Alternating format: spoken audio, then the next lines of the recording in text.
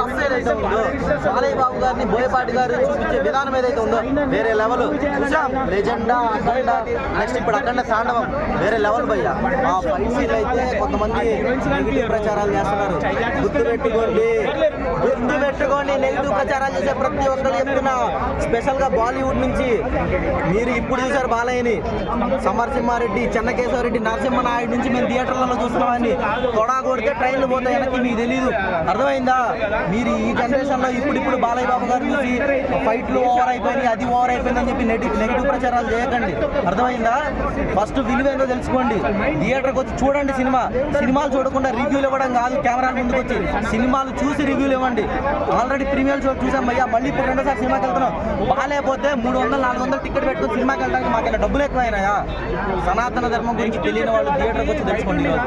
శివయ్య మళ్ళీ చెప్తున్నా, కైలాసం నుంచి ఈరోజు ఐమాక్స్కి వచ్చాడు, వెళ్ళి దర్శనం చేసుకోండి. సినిమా చాలా బాగుంది. మీకు ఇది ఒక కమర్షియల్ సినిమాలో చూడకుండా ఒక మంచి సినిమాలో చూడాలి. లైక్ సినిమా నడుస్తున్నంతసేపు నాకు గుస్బంప్స్ అవుతున్నాయి. మీకు ఈ సినిమా సనాతన ధర్మ గొప్పతనం, మన దేశ గొప్పతనం, శివుడి గొప్పతనం, దేవుడి గొప్పతనం అన్నీ చెప్తుంది. ఒకవేళ మీకు దేవుడి మీద నమ్మకం లేకపోతే ఈ సినిమా చూసాక మీకు డెఫినెట్గా ఒక క్వశ్చన్ రేజ్ అవుతుంది, అంటే నిజంగానే దేవుడు ఉన్నారు అన్న ఫీల్ మీకు వస్తుంది.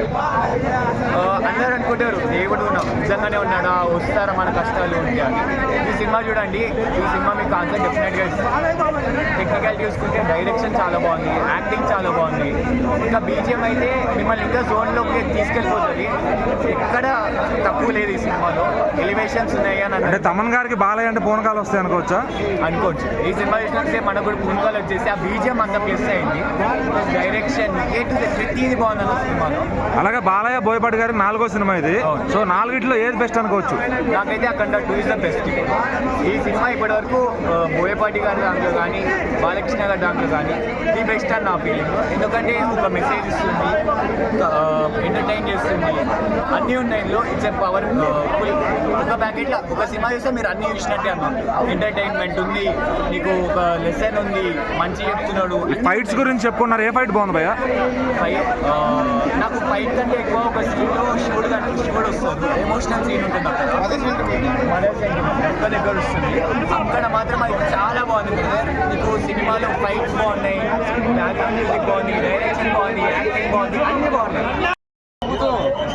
శివతాండవం చేస్తూ బాలకృష్ణ గారు ఫైట్ చేయడము, మళ్ళీ డైలాగులు చెప్పడం అనేది చాలా అరుదు. కాకపోతే ఇటువంటి గెటప్లు ఎవరి చేత కాదు, ఇంత గంభీరమైన గెటప్ వేయడానికి ఒక బాలకృష్ణ అనే తప్ప వేరే వాళ్ళకు సాధ్యం కాదు.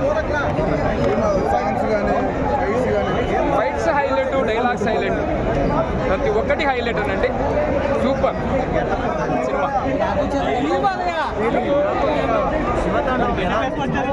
శివతాండము డైలాగులు చెప్తూ ఫైట్ చేస్తూ శివతాండం చేశానంటే అది ఒక బాలకృష్ణకే సాధ్యం, వేరే వాళ్ళకు కాదు.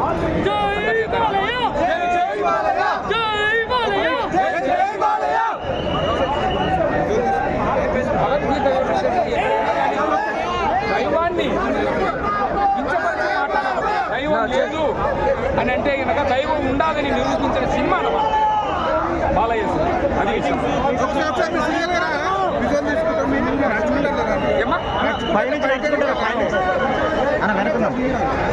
వెనుకున్నాం.